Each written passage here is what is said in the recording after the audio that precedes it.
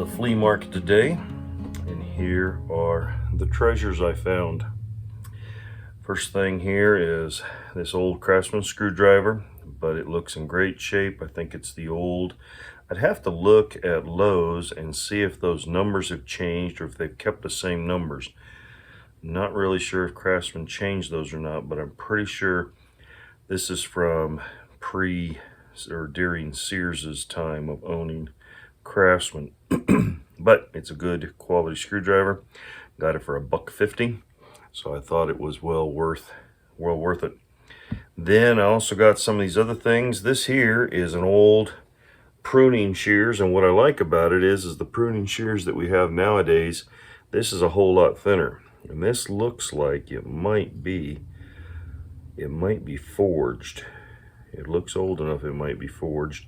There needs a lot of cleanup here and here, and there's a lot of rust on it.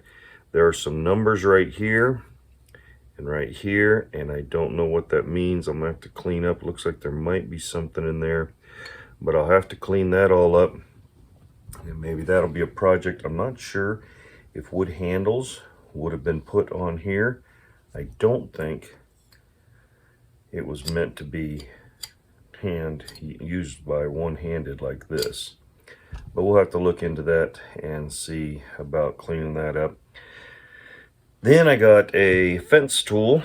It's really rusty and kind of a mess. It's an Ithaca. I don't know if you can see it right there. It's an Ithaca made in the USA. These things are fantastic. I'll tell you, next to a bolt cutter for cutting wire and things, these things are great. I'll take those. I mean, they'll cut nails, they'll cut everything. And for pulling, especially fence, those U-shaped nails for fence nails, this thing will dig right in there. This thing here works wonderful. You hammer on here and dig right into the nail and pull it out. These things are great just to have around. I want to clean it up, put a paint job on it, and just throw it into with my quad runner, so that I've always got a pair with me. They just come in handy in so many ways. There's so many places here to grip, and you've got a little makeshift hammer, you've got a hook for all kinds of things, and two cutters that will work there on both sides. So I want to clean that up and be able to have it to use with my quad runner. Then I got this other hatchet. I'm always a sucker for hatchets and for axes. It looks in really good shape, except that it is so badly rusted. But it is a Collins, and I don't have any Collins, and I thought that's nice. And then I looked down here, and genuine Collins, just hickory, I guess it says. So I want to try to maintain, this is original handle, I want to maintain this handle as best I can. I don't see any cracks or damage up here. It is poorly mounted. There's a real hard transition right here. It doesn't transition very well on there, and plus the way that it has been mounted right there, just nails pressed in. But it looks like the handle wood is all intact and none of that has been damaged.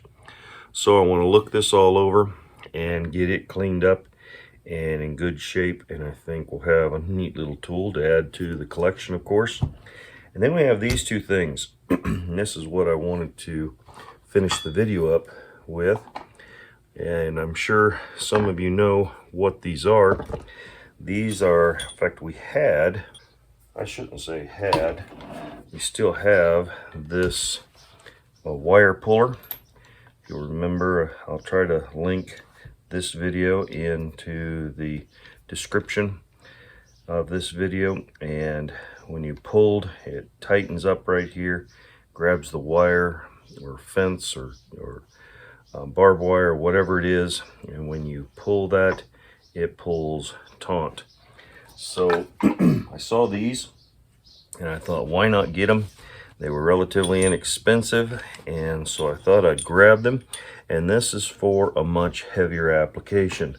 This is for cable, and you set the cable down in there like that, and you hook a chain or something to it, and when you pull that bites down with these hardened teeth, bites down into that cable and pulls it taut and holds it for you, or whatever it is that you need to do.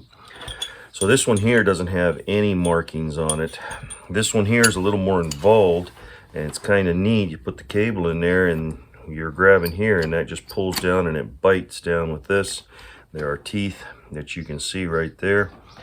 Bites down and will pull that cable and hold it in place. And so I thought this might be neat just to have around the homestead, to have around the property here, so that we can use them if we ever need to. Sometimes we're felling trees, and right now I use rope, but I know if I ever had enough cable, I'd probably prefer to use cable, and these things may come in quite handy. As I mentioned, this one doesn't have any markings. This one here says M. Klein and Sons, Chicago, USA. And I don't see a date or anything anywhere. These are pretty clean, and they seem to be kept up pretty well, and I think they'd be quite useful in the right application.